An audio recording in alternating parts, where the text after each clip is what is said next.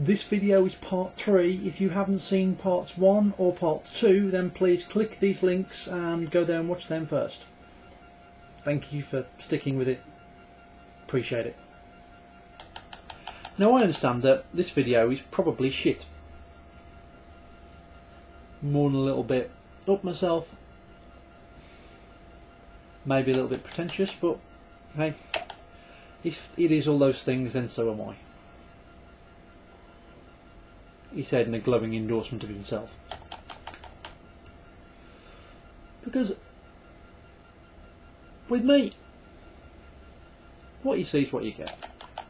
Wizzy motherfucking wig. I do apologise for the swearing. No, I don't apologise for the swearing, it's me. So yeah. It's you, the guy I was talking to last night.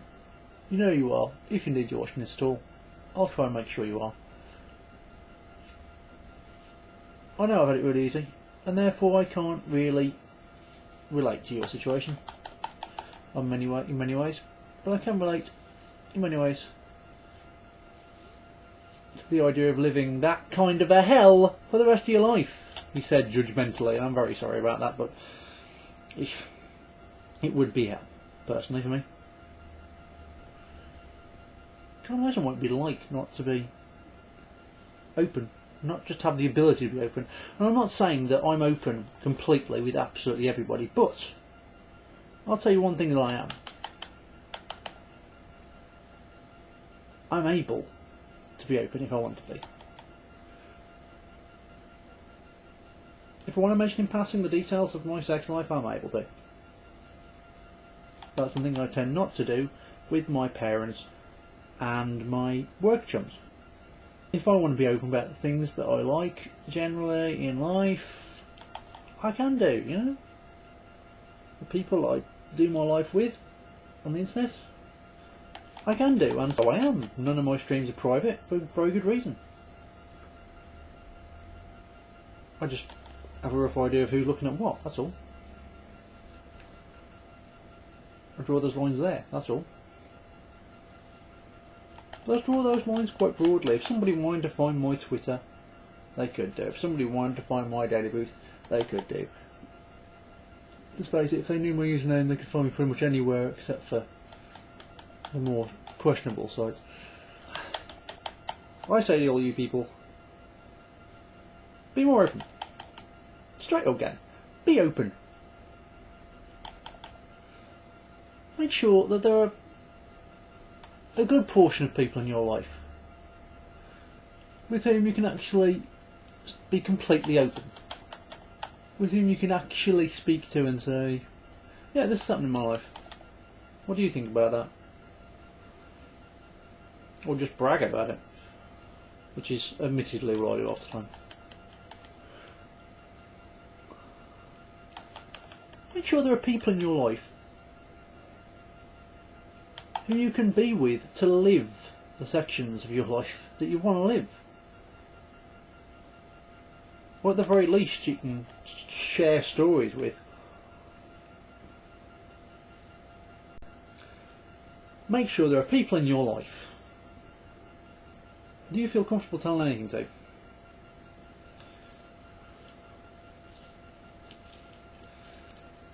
And make sure that you are not denying yourself things for the sake of others. That's the worst kind of fucking denial. Well, I'm not going to have this because you guys don't think I should.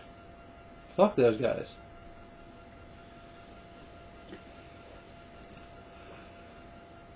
But yet again, I admit,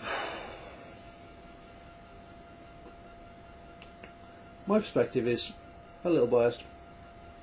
Is the fact that I have the luxury of saying to people, yeah, fuck you, and still continuing with my life as it ever was.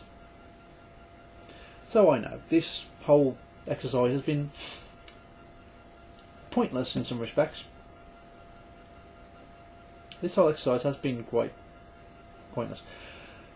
It's only really served to point out that I've been lucky and I'm quite unapologetic. Which I already knew anyway. I could probably have told you in a far less picturesque fashion. But occasionally you've just got to tell the world things, haven't you? Haven't you? I think so. I really think so. One more thing. You are awesome. You are. You really are. Because you're awesome, there will always be people who respect you and who will support you. Always. And I'd say that even of my most hated enemy. He does have a name, but I'm not putting it on the line. Whomever you are, you have within you the greatest, most shiny light of all. You are you. And for you to not be you is a terrible thing. That's my advice to you all. Be yourself. Whatever yourself is. Because, let's face it, you're awesome. Look at you. Look how awesome you are. Oh, I think I got some stuff in my eyes.